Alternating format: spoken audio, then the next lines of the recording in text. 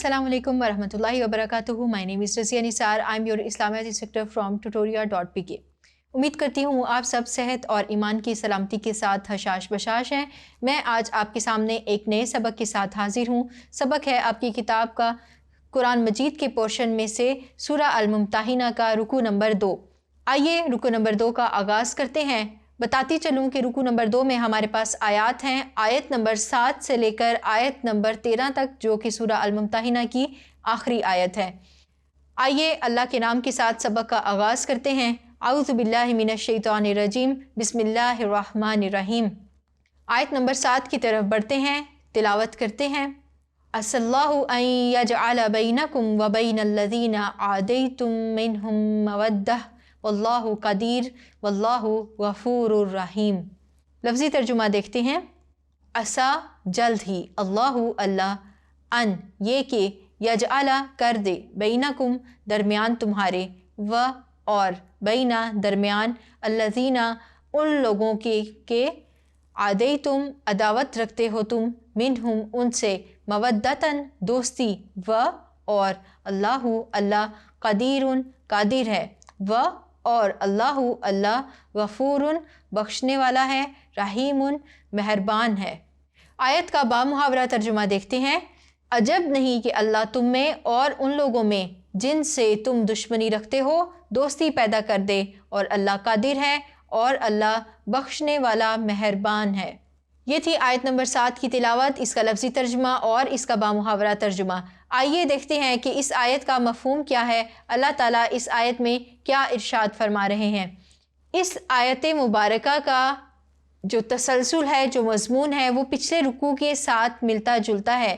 جیسا کہ اللہ رب العزت نے سورہ الممتحنہ کے پہلے ہی رکوع کی پہلی آیت میں دشمنان اسلام سے دوستی کرنے سے منع فرما دیا تھا، تو یہاں پر اللہ تعالیٰ اس آیت میں ایک تسلی کا سامان فرما رہے ہیں، ایک تسلی دی جا رہی ہے، اور ایک وعدہ بھی فرمایا جا رہا ہے کہ اے ایمان والو، پریشان ہونے کی ضرورت نہیں ہے۔ وہ وقت دور نہیں کہ جب یہی ایمان والے مسلمان جو کہ اپنے کفار رشتہ داروں کے ساتھ دوستی نہیں کر سکتے، ان کے ساتھ میل جول نہیں رکھ سکتے، تو اللہ تعالیٰ اس بات پر قادر ہے کہ ایک دن ایسا آئے کہ ان کے درمیان اللہ تعالیٰ محبت ڈال دے۔ بے شک اللہ تعالیٰ ہر چیز پر قادر ہے۔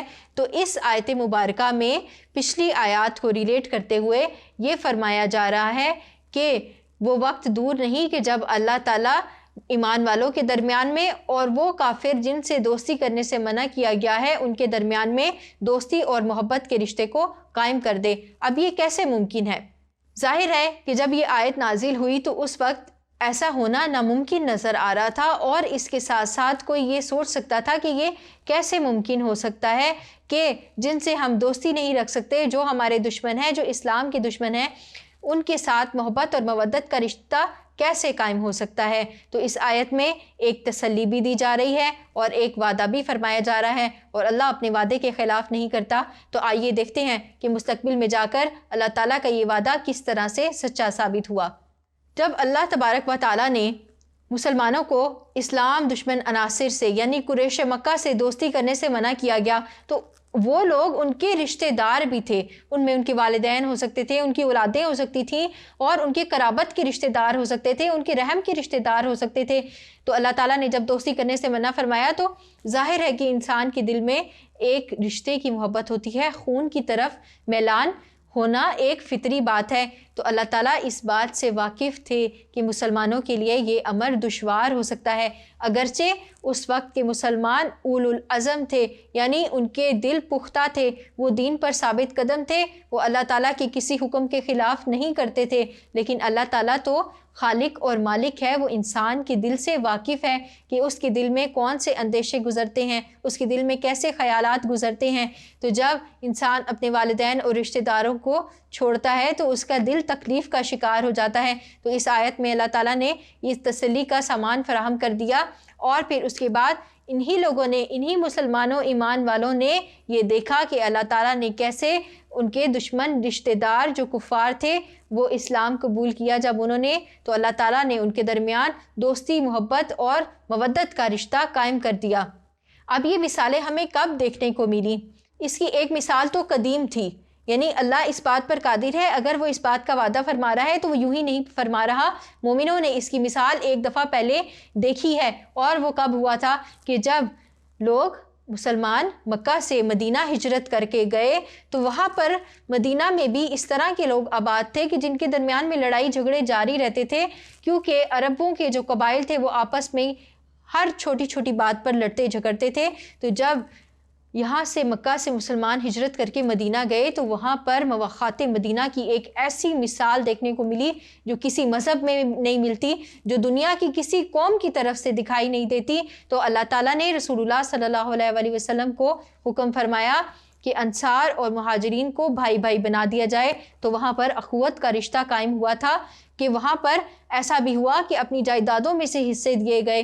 کسی کی 2 بیویاں تھیں تو اس نے اپنی ایک بیوی تک اپنے مہاجر بھائی کے لیے چھوڑ دی۔ تو ایسا مودت، محبت اور اخوت کا رشتہ ہجرت مدینہ کے موقع پر بھی قائم ہوا تھا۔ پھر جو اس آیت میں وعدہ فرمایا گیا اور جو تسلی دی گئی، اس کا آنکھوں دیکھا حال کب نظر آیا؟ وہ تب نظر آیا کہ جب مکہ فتح ہو گیا۔ مکہ فتح ہونا بہت ہی دلچسپ واقعہ ہے کہ رسول اللہ صلی اللہ علیہ وسلم کیسے مکہ میں داخل ہوئے، اور پھر وہاں پہ کچھ گھروں کے بارے میں کہہ دیا گیا کہ جو کوئی ان کے گھر میں داخل ہوگا اس کو امان ہے، اور کوئی خون نہیں بہا، آرام سے مکہ فتح ہو گیا تھا۔ اور وہاں پر بہت سارے لوگ کفار دشمن تھے جو کہ وہ رسول اللہ صلی اللہ علیہ وآلہ وسلم کے بیہیویئر سے، ان کے رویے سے مسلمان ہو گئے۔ اس قدر اچھا رویہ ان کے ساتھ پیش آیا گیا۔ رسول اللہ صلی اللہ علیہ وسلم نے کیا فرمایا کہ جاؤ، آج تم سے کوئی مواخذہ نہیں ہے۔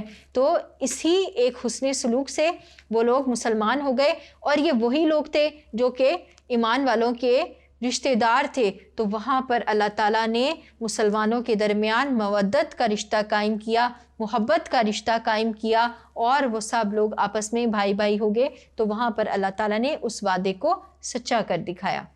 اسی کے بارے میں ہم نے سورہ انفال میں بھی ایک آیت پڑھی تھی کہ اللہ ہر چیز پر قادر ہے۔ انسان کسی چیز کا ارادہ فرمائے وہ نہیں کر سکتا، لیکن اللہ تعالیٰ جب کرنا چاہے تو وہ کن فرماتا ہے اور وہ چیز ہو جاتی ہے۔ تو اللہ تعالیٰ نے سورہ انفال میں فرمایا تھا وَأَلَّفَ بَيْنَ قُلُوبِهِمْ لَوْ أَنفَقْتَ مَا فِي الْأَرْضِ جَمِيعًا مَا أَلَّفْتَ بَيْنَ قُلُوبِهِمْ وَلَكِنَّ اللَّهَ أَلَّفَ بَيْنَهُمْ إِنَّهُ عَزِيزٌ حَكِيمٌ۔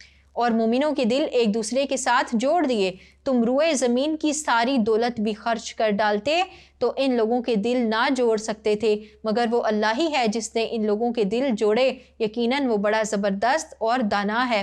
تو دیکھیے کہ کیسے عربوں کے قبائل آپس میں لڑتے جھگڑتے رہتے تھے، دشمنی تھی، خون ریزی ہوتی تھی، لیکن جب اسلام آیا تو جتنے لوگ اسلام میں داخل ہوئے وہ تمام مسلمان آپس میں بھائی بھائی بن گئے۔ تو اللہ تعالیٰ نے اسی بات کی طرف اشارہ فرمایا کہ اگر لوگ آپس میں محبت پیدا کرنا چاہیں تو وہ ساری دنیا کی دولت خرچ کر دیں، وہ ایسا نہیں کر سکتے، لیکن جب اللہ کرنا چاہے تو اس کے لیے یہ کام کچھ بھی مشکل نہیں ہے۔